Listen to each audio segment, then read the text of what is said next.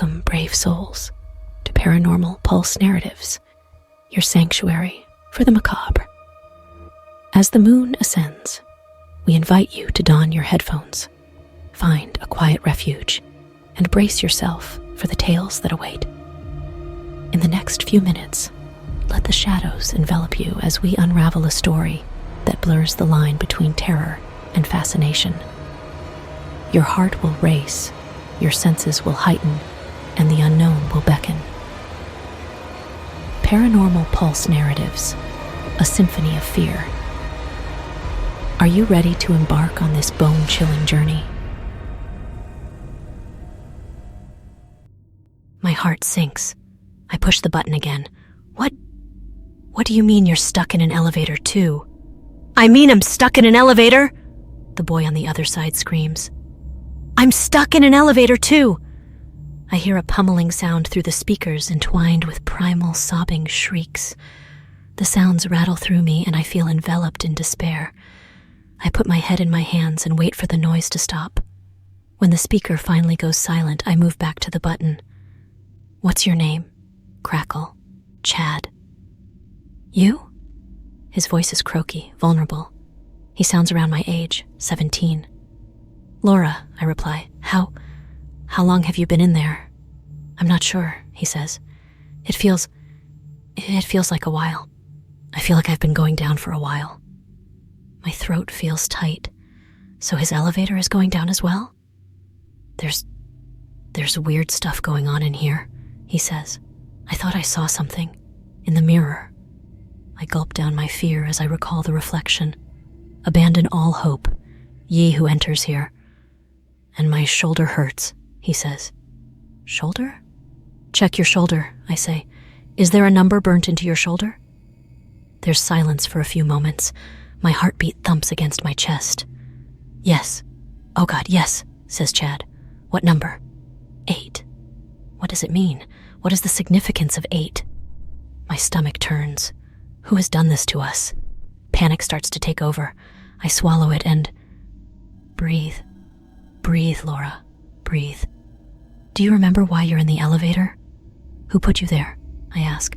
Crackle. No, I can't remember. His voice is flat. But every time I close my eyes, I get the same images flickering through my mind.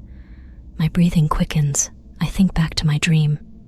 White-tiled floor, an escalator, and a sign in a window? Yes, he replies. I take in a gulp of the thick air. What does the sign say? I blurt. What does it say? I don't know, he replies softly. We fall into silence. The images must mean something, I say after a while. Where might we see those things? The mall? He offers. The mall. That would make sense, my outfit, the lipstick, the images. So something could have happened to us in the mall? I agree. We talk for a bit, speculate. Are we just stuck in the mall elevator? That doesn't seem so bad. But then why do we have the number 8 burnt into our flesh? And why do I have blood on my head? And how could we still be moving downwards? Soon talk about our situation becomes too depressing and we try to talk about ourselves. But Chad can't remember much from before the elevator either. And after a while, we fall into silence. My throat feels dry and sore. I'm thirsty. I shiver. The still air is cooler than before, and I rub my arms to try and keep warm. When I breathe, a cloud of breath is visible before my face. I push my head against the elevator doors and look upwards. The ceiling. There's a kind of hatch in the ceiling.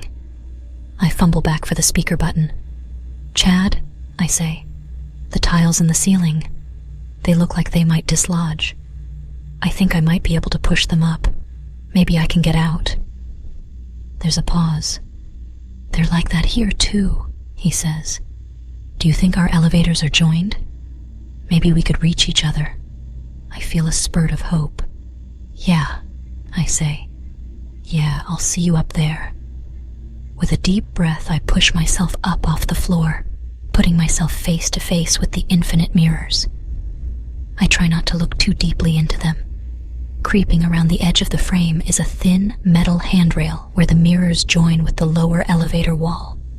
I manage to scramble up onto it, my tiptoes balancing on the ledge and my body pressed close against the reflective glass. Please don't let the reflections change. Please don't let them change. Then I stretch as high as I can. The tips of my fingers brush against the ceiling before I lose my balance and fall off onto the floor. I try again. My fingers touch the ceiling again, and as I push upwards, I feel the large tile dislodge slightly. My heart soars. Is this the way to freedom? Carefully balancing, I nudge it further upwards, and with a feeling of overwhelming jubilation, I manage to slide it completely to the side, leaving a large square hole in the top of my prison cell. With all my strength and the muscles in my arms screaming with the effort, I pull myself up and out of the elevator. I scramble up onto the top of the moving box. I don't know why, but I'm overcome with the most overwhelming sense of vertigo I have ever felt. Slowly, I push myself up onto my feet and look around. It's pitch black, and the air feels icy and still. I wait a moment for my eyes to adjust. I detect movement to the side of me. An elevator. There's another elevator. Hope fills me. Chad. Then as my eyes get more used to the gloom, my stomach turns. Not just one elevator. There are thousands of them, all moving down. As far as I can see, left and right, above and below, elevators travel down a dark elevator shaft. I walk unsteadily to the edge. I can't see the bottom of the shaft below me. Only more elevators traveling down into a dark abyss. It stretches for miles, a deep abyss of nothingness. It makes me think of infinity.